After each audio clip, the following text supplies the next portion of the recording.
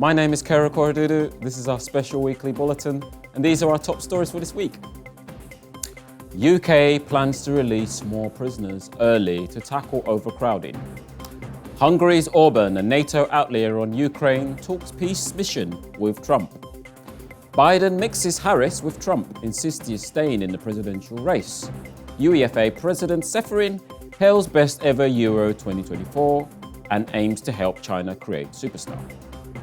The UK plans to release more prisoners early to tackle overcrowding. Britain's new Labour government is aiming to address the issue of overcrowding in jails by expanding the early release of prisoners starting in September. Justice Minister Shabana Mahmood warned that failure to act could lead to a breakdown of law and order. Prisons in England and Wales are close to full capacity, with only space for 700 more male inmates. If the situation worsens, police stations may have to be used as temporary holding facilities. Impacting street patrols, Mahmood attributed the crisis to the policies of her Conservative predecessors. The proposed plan would allow most prisoners to be released after serving 40% of their sentences as opposed to the current 50%. Those released early would be subject to strict conditions, with the possibility of returning to jail if they reoffend. The government intends to review the early release program in 18 months. Mahmood estimated that in the short term, low thousands of prisoners could benefit from the initiative. Britain currently has the highest incarceration rate in Western Europe, with prisoner numbers on the rise due to the pandemic, resulting in longer sentences and court delays. Hungary's Orban, a NATO outlier, talks peace mission with Trump.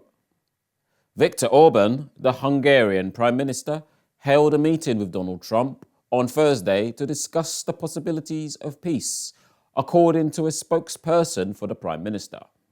The meeting took place at Trump's Mar-a-Lago home in Florida, which was described as the next stop of Orban's peace mission. Trump later expressed his support for peace, stating, "Thank you, Victor.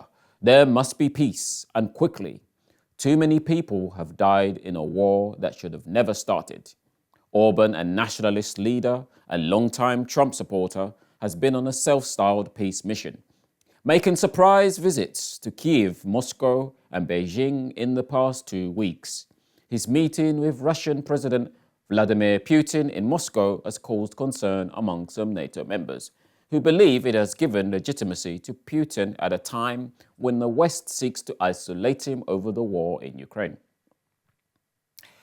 Biden mixes Harris with Trump, insists he's staying in the presidential race.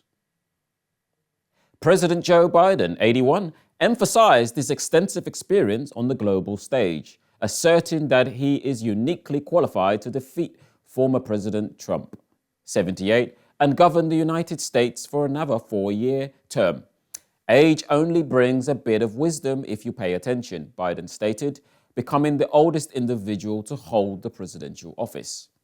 Despite facing morning doubts from donors, supporters, and fellow Democrats following a lackluster debate performance against Trump, Biden remains resolute in his re-election bid during a recent news conference. Biden inadvertently interchanged the names of Vice President Kamala Harris and his Republican opponent, further fueling skepticism about his candidacy. Despite occasional coughing fits and incomplete responses, Biden provided detailed insights on pressing issues like the Israel-Gaza conflict and the necessity for increased military production in Western nations to counter Russia and China. This comes on the heels of a gaffe where Biden mistakenly referred to Ukrainian President Volodymyr Zelensky as President Putin at the NATO summit, causing a stir among attendees, with calls from a growing number of Democratic lawmakers urging him to step down. Biden's campaign appears to be in jeopardy. The UEFA President Seferin hails best ever Euro 2024 and aims to help China create superstar. The Spain-England final showdown is scheduled to commence this Sunday, marking the conclusion of the quadrennial European football spectacle. In an interview with Xinhua, UEFA President Alexander Seferin expressed his belief that Euro 2024 could potentially be the greatest edition yet, highlighting the tournament's trajectory Towards garnering a global cumulative viewership of 5 billion, Ceferin, the head of the European football governing body, emphasized UEFA's willingness to collaborate with the Chinese Football Association, CFA, in nurturing a prospective Chinese football star capable of shining in the Champions League. At the FIFA Congress held in Bangkok, Thailand in May, Ceferin had the opportunity to meet with the newly elected CFA president, Song Kai, for the first time. Ceferin described the meeting as productive and pleasant, underscoring the potential for cooperation between UEFA and China in advancing football development. He stressed the importance of China investing in youth talent rather than acquiring aging players, with the shared goal of fostering a Chinese football prodigy destined for success in the Champions League. And that's all the news roundup from me. Thank you and goodbye.